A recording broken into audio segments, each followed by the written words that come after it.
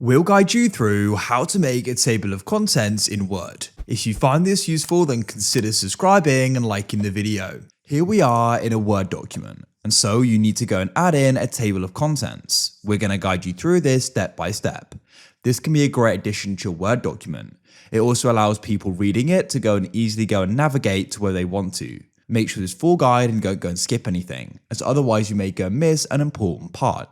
So to go and get started with this, the document needs to be formatted correctly. You can go and start highlighting the different headings and different parts of your document. So I've got GuideRealm at the top here. Then in the Home tab, just come up here and press the arrow to the right. And this is going to be heading 1.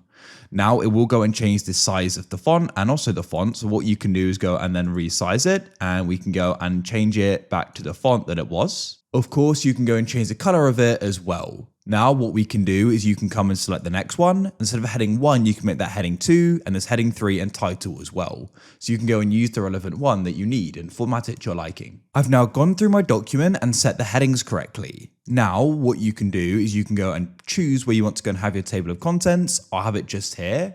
You want to go to the top and press references and press table of contents to the left, and you can then go and choose the format here.